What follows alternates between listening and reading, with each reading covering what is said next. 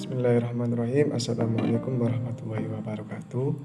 Perkenalkan, nama saya Muhammad Anu Yakin. Saya mahasiswa dari IKIP Budi Utomo Malang, Prodi Pendidikan Bahasa Sastra Indonesia, angkatan 2020. Di sini saya akan menjelaskan sedikit tentang hakikat manusia, beserta dengan sifat, pandangan, dan juga dimensi-dimensinya. Langsung saja. Hakikat manusia adalah makhluk yang memiliki tenaga dalam yang dapat menggerakkan hidupnya untuk memenuhi kebutuhan-kebutuhannya.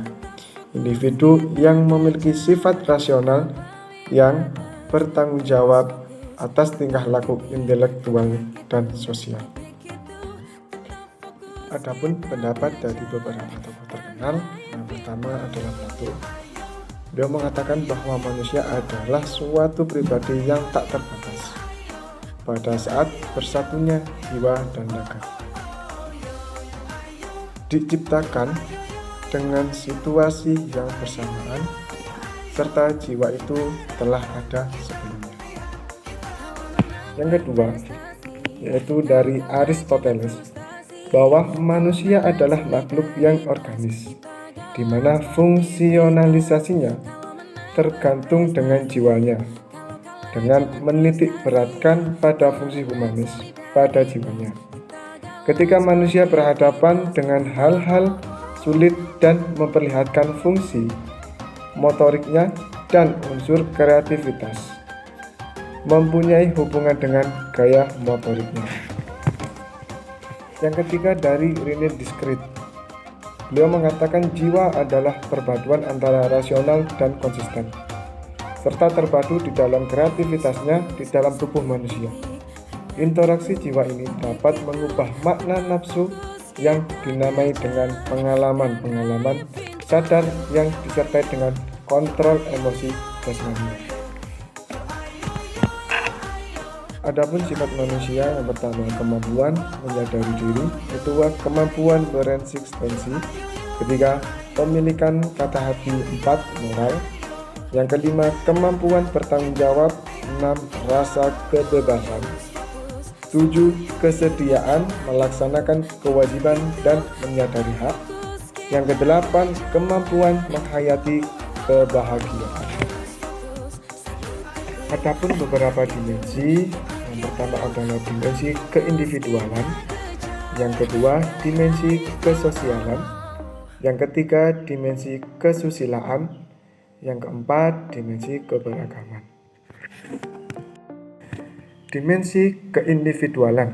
Dimensi keindividualan mengartikan individu sebagai orang, seorang, suatu yang merupakan keutuhan yang tidak dapat dibagi-bagi. Selanjutnya, individu diartikan sebagai pribadi karena adanya individualitas itu setiap orang memiliki kehendak, perasaan, cita-cita, kecenderungan, semangat, dan daya tahan yang berbeda. Yang kedua adalah kesosialan. Setiap anak dikaruniai kemungkinan untuk bergaul. Artinya, setiap orang dapat saling berkomunikasi, yang pada hakikatnya di dalamnya terkandung untuk saling memberi dan menerima. Adanya dimensi kesosialan pada diri manusia tempat lebih jelas pada dorongan untuk bergaul. Dengan adanya dorongan untuk bergaul, setiap orang ingin bertemu dengan sesamanya. Yang ketiga yaitu kesusilaan. Susila berasal dari kata su dan sila, yang artinya kepantasan yang lebih tinggi. Akan tetapi di dalam kehidupan bermasyarakat, orang tidak cukup hanya berbuat yang pantas. Jika di dalam yang pantas itu atau sopan itu terkandung kejahatan terselubung. Yang terakhir adalah keberagaman. Pada hakikatnya, manusia adalah makhluk religius. Beragama merupakan kebutuhan manusia, karena manusia adalah makhluk yang lemah, sehingga memerlukan tempat bertopang. Manusia memerlukan agama demi keselamatan hidupnya.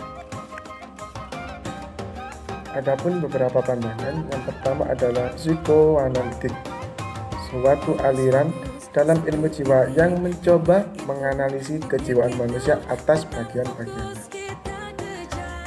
Struktur kepribadian manusia terdiri dari 3 komponen. Yang pertama ID, kedua ego, yang ketiga adalah super ego.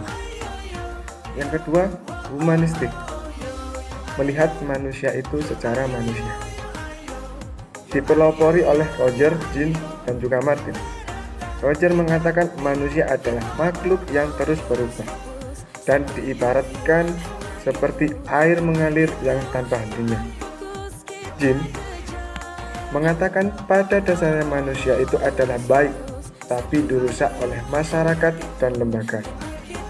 Martin mengatakan manusia merupakan suatu eksistensi yang berpotensi, tetapi potensi itu terbatas, sehingga sulit untuk memperkirakan bagaimana masa depan manusia tersebut. Manusia tidak dapat dikatakan baik atau jahat, tetapi mengandung kedua kemungkinan itu. Yang ketiga, behavioristik, tingkah laku manusia ditentukan oleh lingkungan di mana individu itu berada. Tingkah laku manusia dapat dikendalikan dengan mengatur lingkungan tempat individu itu berada. Mungkin itu saja yang bisa saya sampaikan untuk hakikat manusia, serta pandangan, sifat, dan juga dimensinya.